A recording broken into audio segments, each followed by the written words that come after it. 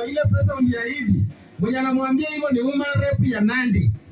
Amemwambia Mr. Ruto, hao mama wananiuliza ile pesa ulitenga iko wapi? Jameni, kitambo utoke kwa hii matanga, kuja leo uambie hao mama mahali pesa iko. Sasa mimi kama Mkenya mzalendo, mimi hapana poteza watu wangu. Na tutaanza kubatiza watu kwa majina hapa. Tutapea watu majina hapa. Tunajua kuna watu usijua ni suspend akili. Unajua kuna vitu zingine lazima tuongee logically. Saizi kuna mtu anatuambia William Samuel Ruto is a good person. Na leo siku ya leo anaenda kulala njaa. Leo rendi ni tarehe 5. Tarehe 5, mwisho ni tarehe 10, nyumba zinafungwa. Na bado mna support.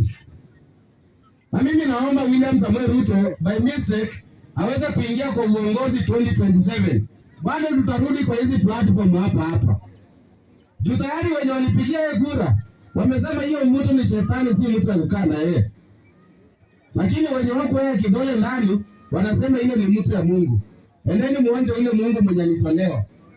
Kuna akili zingine kama viongozi kama Koimburi. Koimburi sasa anatoa nguvu ya kuleta Rigathi Gachagua akisema Rigathi ni mtu mbaya.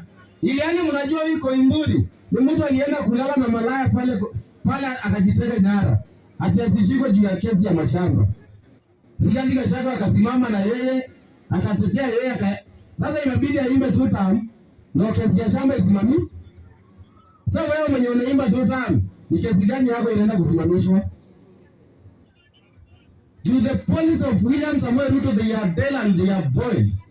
Ukiangalia Ruto is a bad omen. Mimi leo nikiota William Samuel Ruto najipeleka Sayuni.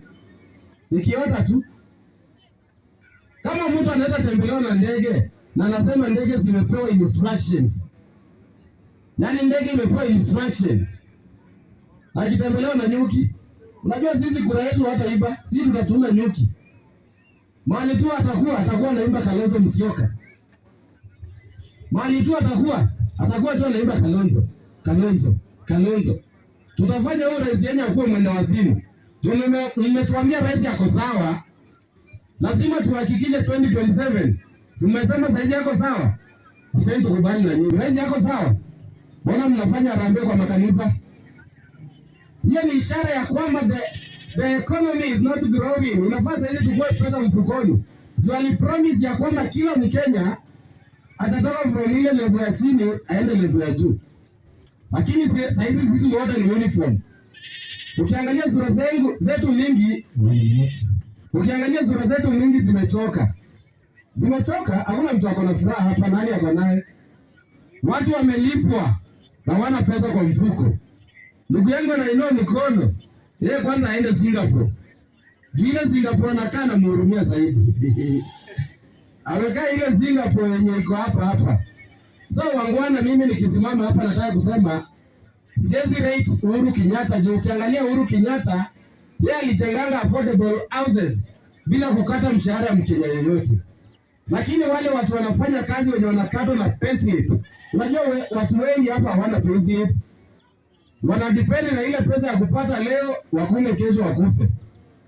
Halafu mnatuambia bado tuendelee kusupport the same government. Mimi kuanzia leo nitaenda kufunga na nitaenda kuomba. Lazima niende